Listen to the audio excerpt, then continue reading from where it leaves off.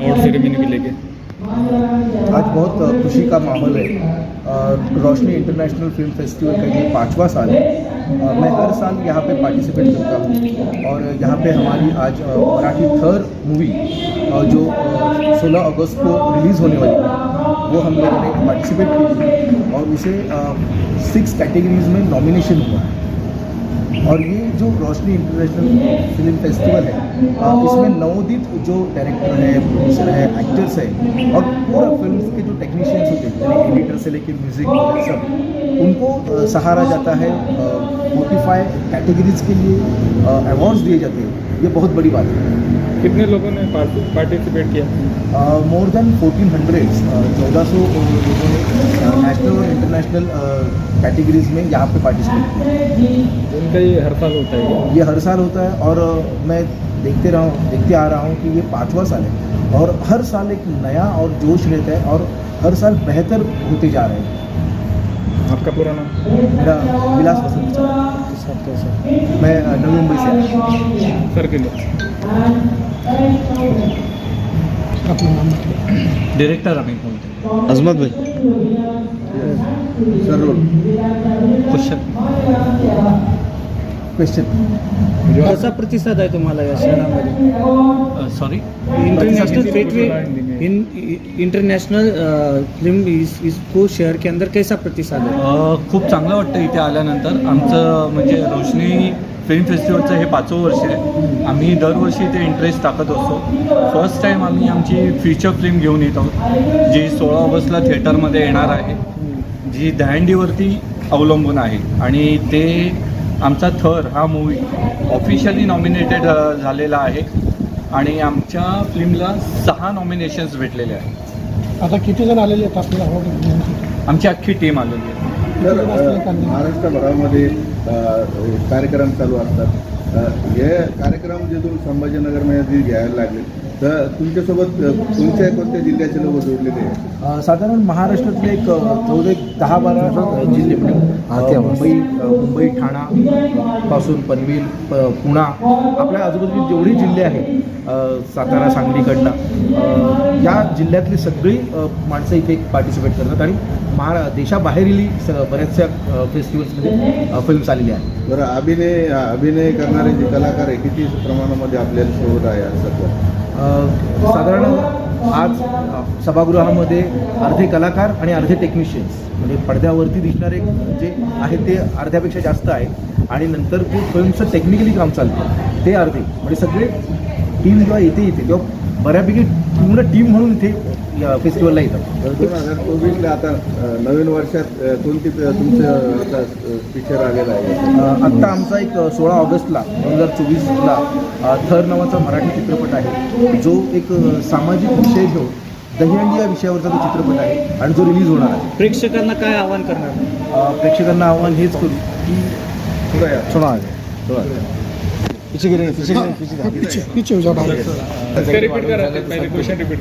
प्रेक्षकांसाठी काय आवाहन करणार सर आपण? मराठी चित्रपटसृष्टी जगली पाहिजे त्यासाठी आव्हान केलं जाय म्हणजे मी एक निर्माता म्हणून कलाकार निर्माता म्हणून मी आव्हान करेन की मराठी चित्रपट जे आहेत ते आपण सिनेमागृहात जाऊन बघितले पाहिजे.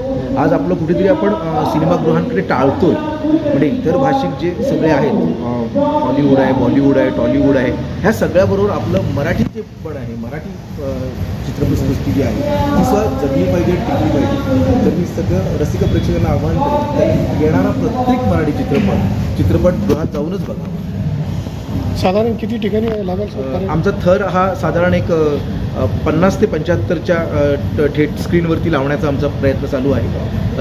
जेवढ्या जास्तीत जास्त स्क्रीन महाराष्ट्रभरातून मिळतील त्यांना आम्ही तो लावणार. तर हे जे पिक्चर कशावर आधारित स्टोरी झालेली आहे? थर हा चित्रपट जो आहे हा दहीहंडी. आता दहीहंडी हा आपल्या जिव्हाळ्याचा विषय आहे.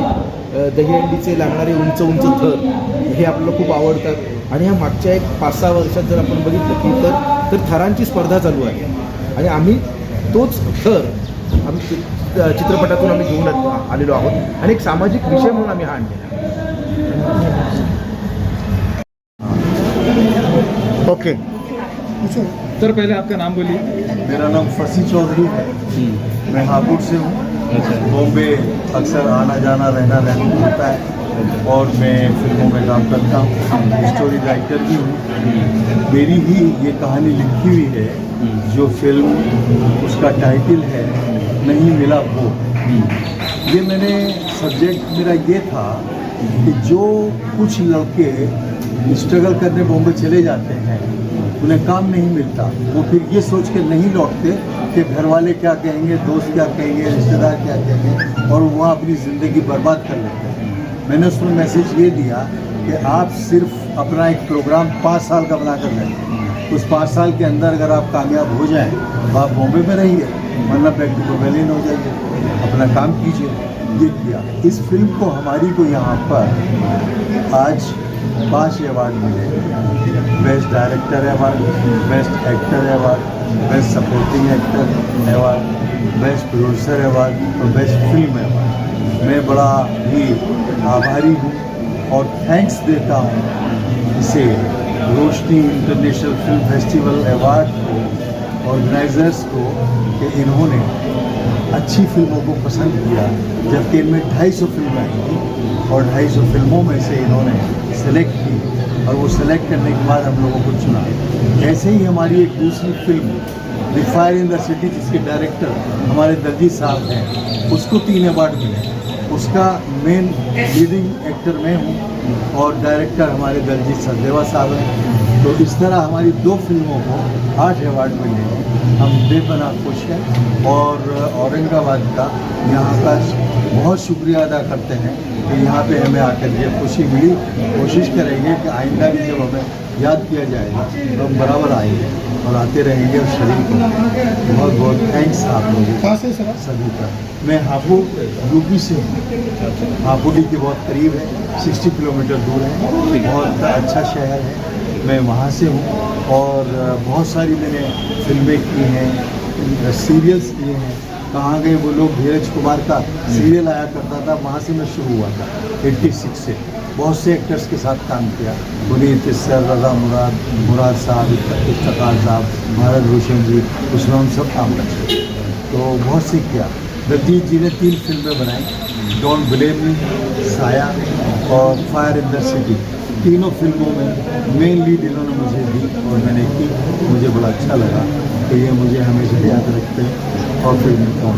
ठीक है सर, आपका पूरा नाम बोलिए। आपका पूरा नाम? मेरा नाम है डॉक्टर दलजीत सचदेवा।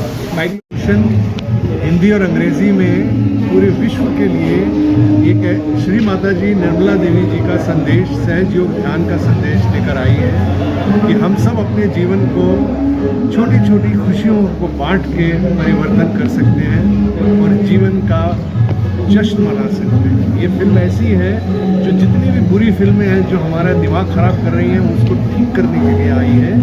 तो आप भी देखिए, दुनिया को दिखाइए और इससे जागरूक अवस्था को पाइए।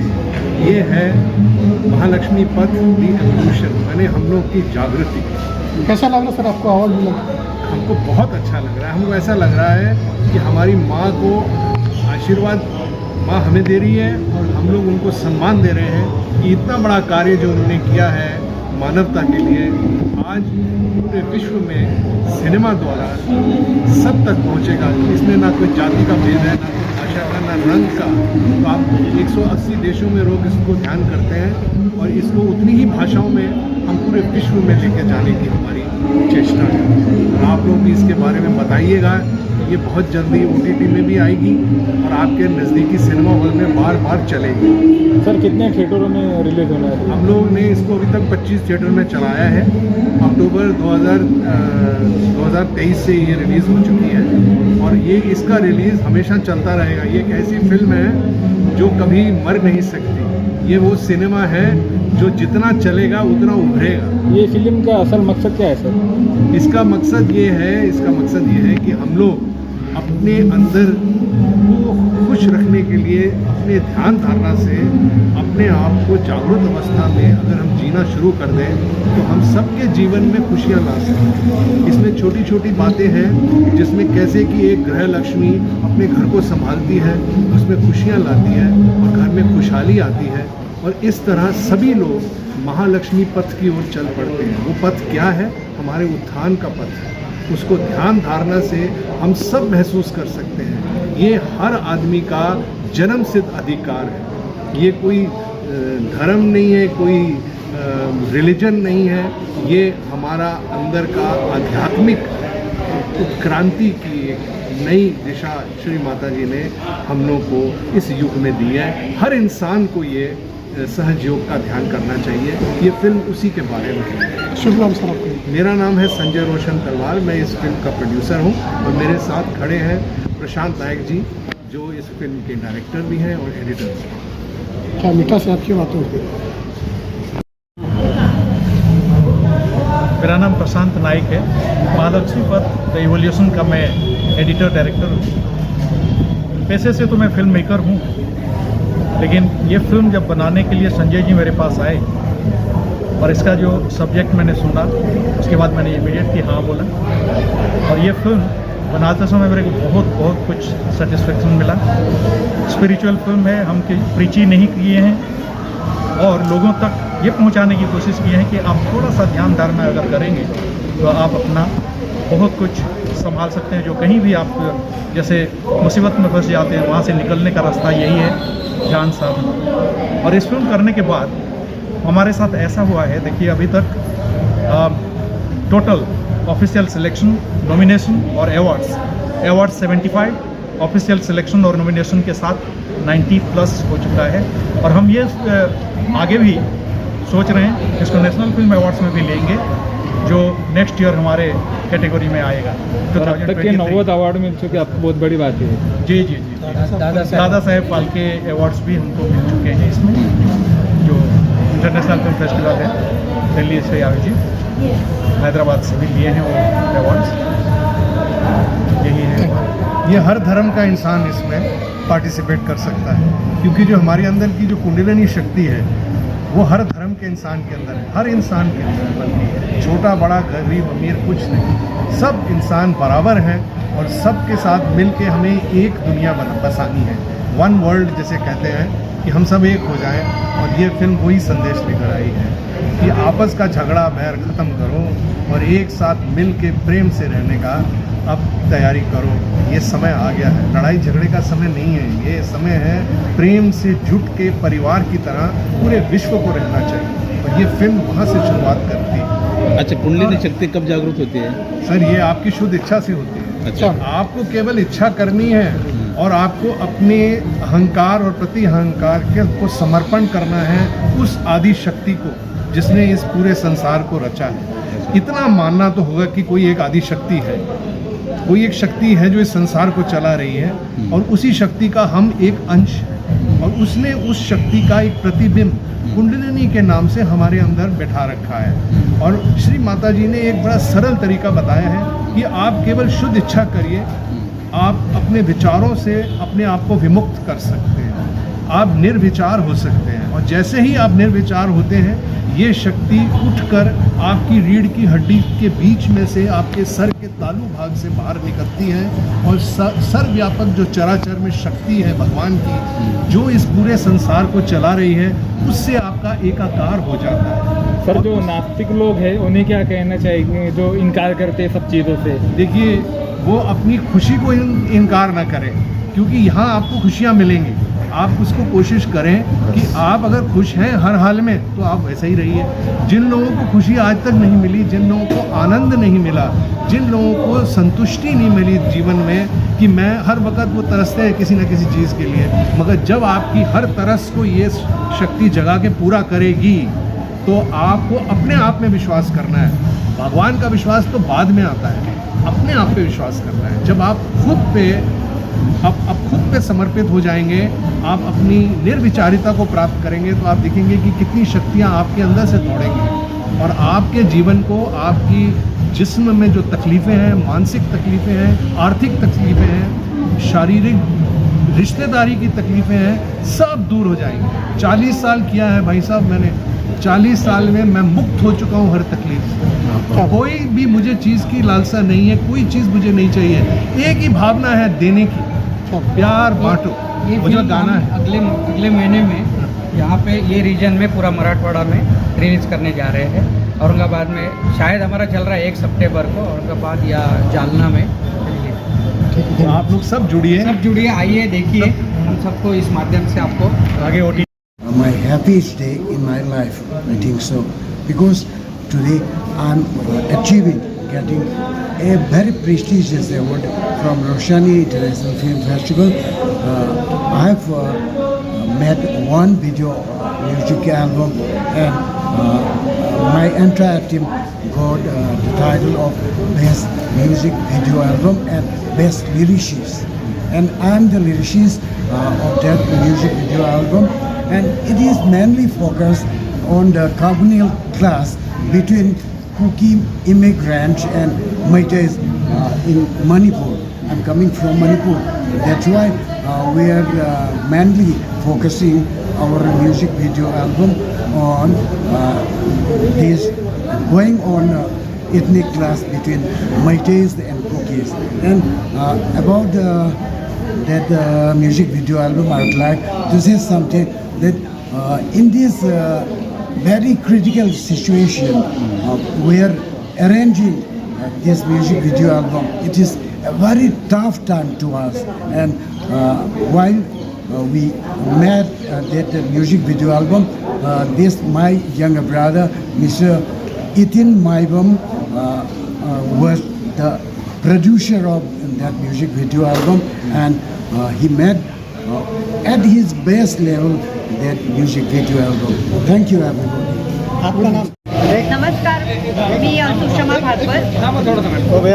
काय निश्चय करू ठीक आहे, हे ट्रॉफी नमस्कार, मी सुषमा भागवत. मी मुंबईहून आलेली आहे. गेली 35 वर्ष मी नाटकात काम करते ॲज अ ॲक्ट्रेस आणि गेली 10 ते 15 वर्ष डिरेक्टर म्हणून काम करते.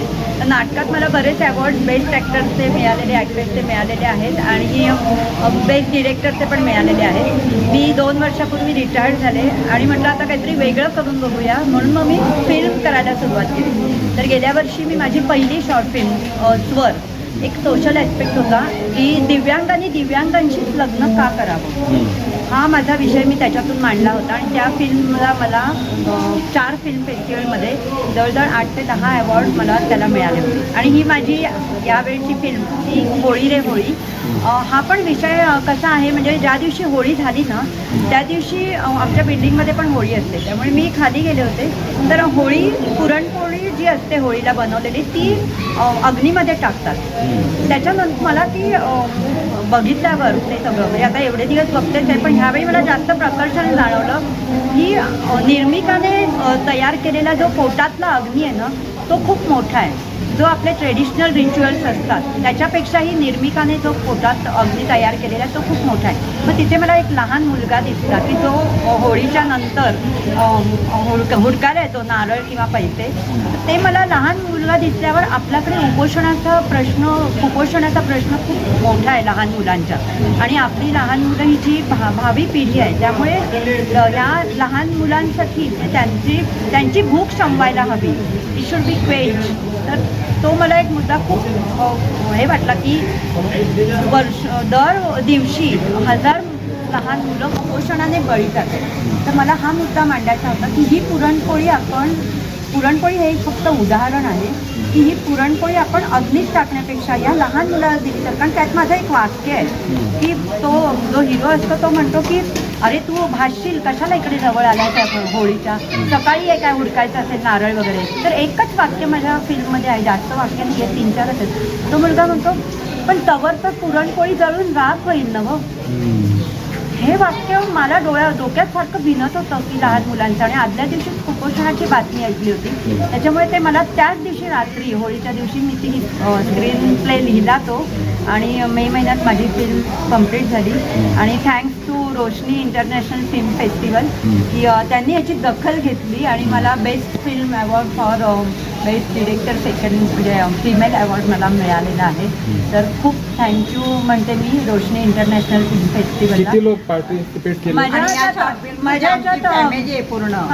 शॉर्ट फिल्ममध्ये मी जे रिटायर्ड झालेली माणसं होती त्यांना पण घेतलंय, कारण त्यांना कुठे संधी मिळत नाही. आतापर्यंत त्यांनी नुसती नोकरी केली आणि हे केलं. तर माझ्या रिटायर्ड झालेल्या अनेक मैत्रिणी ज्या कधीच स्टेजवर उभ्या नव्हत्या किंवा ज्या कधीच त्यांनी फिल्ममध्ये काम केलं नाही, किंवा आमची फॅमिली, ही माझी बहीण आहे, तर आमची फॅमिली की ज्यांनी कधी स्टेजवर फार मोठं काम नाही केलं याचं, तर त्यांना मी सगळ्यांना नवीन लोकांना इन्व्हॉल्व करणं हा माझा मी धर्म समजते आणि त्यांना नवीन लोकांना तयार करून घेणं ही माझी मी सामाजिक जबाबदारी समजते ही सगळी. त्यामुळे मी त्यांना तयार केलं आणि त्यांनी हे केलं. माझं नाव सुषमा प्रमोद भागवत, मी मुंबईचे आहे. माझे मिस्टर औरंगाबादला होते आणि ते मोठे पत्रकार होते आणि महाराष्ट्र टाइम्सच्या मोठ्या पेपरमध्ये ते पत्रकार होते. म्हणजे आणि त्यांचं अमरावतीला एक अपघाती निधन झालं. माझे दीर लोकमतला आहेत, ते पण पत्रकार आहेत. मला ह्या फिल्ममधून हाच संदेश द्यायचा आहे की होळी हा एक फक्त विषय घेतला आहे पुरणपोळीचा, की आपण जे घरातलं अन्न आणि हे सगळं वाया जातं ना, ते वाया न घालवता या गरिबाला ते द्यायला पाहिजे आणि भूक संपवायला पाहिजे. होळीच्या दिवशी असं टार्गेट ठेवलं पाहिजे की मी 500 पुरणपोळ्या करणार आणि देणार. पण म्हणजे फक्त होळीच नाही, आपण रोजची चपाती, रोजचं हे खूप आपण वाया घालतो. अन्न वाया जाऊ नये, गरिबाला मिळावं, एवढाच माझा उद्देश आहे. आपको जो सम्मानित किया गया है, कौन सी बेसिक के ऊपर अवार्ड दिया गया? मुझे सिंगिंग म्यूजिक में यानी विशारद है म्यूजिक मैं संगीत में विशारद और गेस्ट बोल के बुलाया गया है, अवार्ड भी दिया गया है. मुझे स्वर कोकिला पुरस्कार से अवार्ड से सम्मानित भी हूँ मैं. आज कितनी महिलाओं को सम्मानित किया गया? यहाँ करीब 10 हाँ 25-30 करीब है. आपका आना कहाँ से हुआ? ये औरंगाबाद. आपका नाम बताइए. मेरा नाम है शहनाज पाशा खान. Thank you. काही चालणार नाही. पण एक कलाकाराचं माध्यम मी घेतलं की आपण कलाकार असून जर आपण समाजासाठी जर काही देत नसेल, घरी बसून तर काही उपयोग नाही. मग शेवटी मी एक माझी जुनी सायकल काढली आणि कुठला विषय घ्यावा हा विषय घेण्यामध्ये मग मी एक पोस्टमनला भेटलो. त्यांनी मला सरळ सविस्तर सांगितलं की पोस्टमन हा घराघरात जाऊन सगळ्या मेसेज पोचवतो आणि सुखदुःखाच्या जे काही बातम्या किंवा पत्र सगळं ते त्यांना सांगतो. तार आहे, तुमचे जे काही पत्र आहे, मनी ऑर्डर आहे, हे सगळं पोहोचवतं. तर त्या माध्यमातून म्हणलं माझं ह्या कोरोनाच्या काळामध्ये पोस्टमनच्या माध्यमातून लोकांपर्यंत मला कसा मेसेज द्यायचा आहे कोरोनाच्या संदर्भामध्ये, जनजागृती, समाज प्रबोधन हा विषय मी घेतला आणि मी माझी सायकलला पूर्ण शासकीय जनजागृतीचे पोस्टर लावले आणि सूचना पोस्टर. आणि त्यानंतर मग मी मास्क घेतले, सॅनिटायझर घेतले आणि प्रत्येक ज्या ज्या ठिकाणी कुणाला मास्क नाही आहे, कुणाला असं वाटलं की बाबा त्यांना मास्क नाही, तर मी मास्क फ्री वाटलेले. जवळजवळ मी 500 मास्क वाटलेले आहेत. जवळ 15 ते 20 लिटर मी सॅनिटायझरची स्प्रे केलेली आहे. आणि रोज सकाळी मी नाशिक शहरामध्ये सकाळी 10 वाजता निघायचो. 90 दिवस मी फिरत होतो. तर अशाच्यामध्ये 500-600 मी मास्क वाटलेले आहे आणि भरगर्दीच्या ठिकाणी जाऊन सर्वांना सूचना देत होतो की कोरोनापासून कसा बचाव करायचा, नेहमी स्वच्छ हात धुवायचे. हा विषय घेता घेता मग मी शॉर्ट फिल्म तयार केली आणि ही शॉर्ट फिल्म मी अख्ख्या महाराष्ट्रामध्ये फेस्टिवलला पाठवली. तर माझा पहिला फेस्टिवलचा जो ॲवॉर्ड आहे तो मला तुषार थोरात सरांनी पहिला दिलेला मला. कारण त्यांनी मला सांगितलं की भाऊ देणे तुमची शॉर्ट फिल्म कोरोनाच्या पिरियडमध्येच पहिली आली म्हणे. मग तिथून पुढं सर्व सोशल मीडियामध्ये जे काही शॉर्ट फिल्म होत्या त्याच्यामध्ये मला प्रथम क्रमांक दिला आणि आतापर्यंत रोशनी फिल्म फेस्टिवल, रील्स वगैरे सगळं यांनी आता तुझ्या थोराच्या माध्यमातून मला 7वा माझा पुरस्कार आहे हा. आणि महाराष्ट्रामध्ये जवळजवळ मला आता 27 पुरस्कार मिळालेले. तर ह्या माध्यमातून मी सर्व तरुण कलाकारांना सांगेल की तुम्ही करा, काही करा, शॉर्ट फिल्म कशी करा, पण काहीतरी समाजाच्यासाठी काहीतरी करा. तो विषय घ्या, त्याच्या माध्यमातून तुम्ही त्यांना समाजाला काहीतरी संदेश जाईल अशा माध्यमातून तुम्ही शॉर्ट फिल्म तयार करा आणि तुम्हाला बी भरपूर अवॉर्ड मिळतील. अवॉर्डची अपेक्षा न करता आपला विषय फक्त समाजाबद्दल पोहोचला पाहिजे हा माध्यम ठेवा. आणि बस एवढं बोलून मी सांगतो की मी ज्येष्ठ कलावंत आहे आणि मला अजूनही मी आता माझ्या पुढच्या 2 शॉर्ट फिल्म आहे. एक भट्टी म्हणून आहे, लोहारावर आहे, तर ती पण माझी आता 2000 या डिसेंबरलाच रिलीज होईल. त्यानंतर मग मी इथं ती टाकणार आहे. रोशनी फिल्मच्या माध्यमातून मला जे त्यांच्या टीमचे आणि तुषार सरांचे सगळ्यांचे इथला सहकार्य करतो.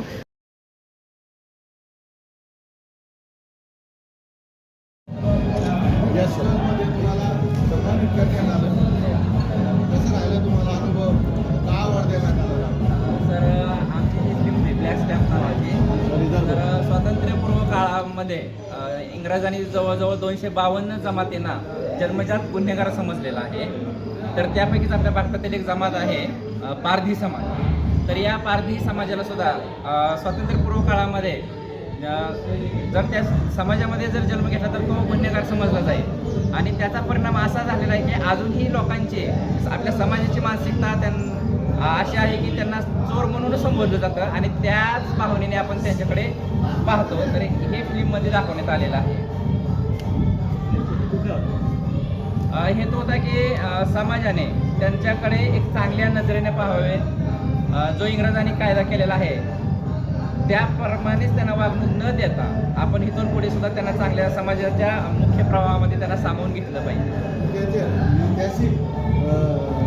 स्टोरी आहे का याच्यामध्ये? हो आहे ना सर.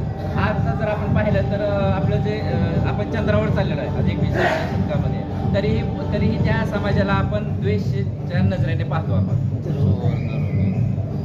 सर मी प्रोड्युसर आहे, DOP आहे, एडिटर आहे आणि त्या समाजाचा आहे. म्हणजे कलाकाराकडून काय तुम्ही भूमिका करून घेतली याच्यामध्ये? सर ह्या सगळ्यात महत्त्वाचं वैशिष्ट्य म्हणजे ह्या फिल्ममधले जे सर्व कलाकार आहेत हे पारधी समाजाचेच आहेत आणि त्यांना जे प्रत्यक्षात आलेले अनुभव आहेत तेच त्यामध्ये चित्रित करण्यात आलेले आहेत. त्यामुळे आम्हाला जास्त असं कष्ट घ्यावे लागले नाही. अंग्रेजाच्या काळामध्ये जे अन्याय झालेला आहे समाजावर ते त्याच्यामध्ये दाखवण्यात आले. हो अजूनही तो चालू आहे सर. आपला कमी जास्त प्रमाणामध्ये आजही तीच परिस्थिती चालू आहे. पिक्चरच्या माध्यमातून काय जनतेने प्रेरणा घ्यायला पाहिजे?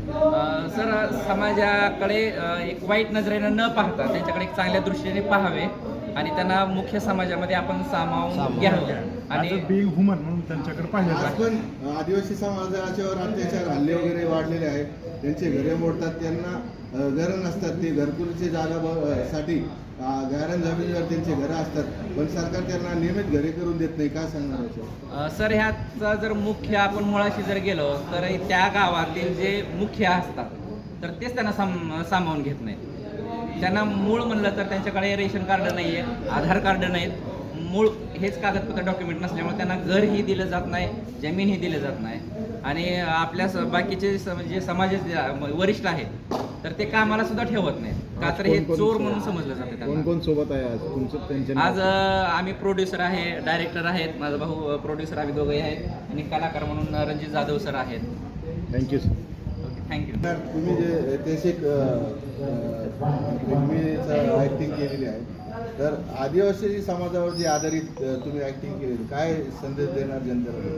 खरं तर आमचे DOP कॅमेरामॅन सचिन सर आहेत, डायरेक्टर आहेत वारगे सर, त्यांनी हे शॉर्ट फिल्म बनवताना एवढं कष्ट घेतलेलं आहे. ह्यातले जे कलाकार आहेत पूर्ण त्या समाजातले आहेत, अगदी वाडी वस्तीवर राहणारे किंवा आपण ते जंगलामध्ये निर्मनुष्य ठिकाणी गावानं त्यांना एकदम गावाच्या बाहेर टाकलेला असा हा समाज त्यांच्या वस्तीमध्ये जाऊन आणि त्यांचे रिअल जे आहेत जे दुःख आहे ते दुःख या फिल्मच्या माध्यमातून समाजाबरोबर मांडण्याचा प्रयत्न केला.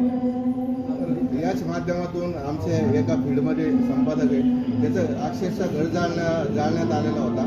आज ते संपादक आहे, त्यांनी बरेच त्याचे स्टोऱ्या लावलेल्या आहेत. तर एका गरीब कुटुंबात येणारे जे आदिवासी समाज त्याचे घरं जाळण्यात येतात. काय सांगणार? हे खरं तर व्हायला नको आहे. आता आपण पाठपुढं गेलेलं आहे, समाज प्रगतशील व्हायला गेलं आहे. एक गावातले जे सुशिक्षित वर्ग असेल किंवा आपण काय म्हणतो त्याला चांगले लोक समाज त्यांनी ह्या समाजाला आपल्या प्रवाहाबरोबर पुढे न्यायला पाहिजे. हे तुम्ही चित्रपटामध्ये जी भूमिका केली काय सांगणार जनतेला? मी रणजित जाधव घुंगरू या चित्रपटामध्ये मी संजयराव पाटील मी कॅरेक्टर केलं आहे आणि आम्ही छोट्या मोठ्या शॉर्ट फिल्म असतील, वेब सिरीज असतील त्या माध्यमातून समाजाचे प्रश्न पुढे आणण्याचा मी प्रयत्न करतो. Black star black star. काळा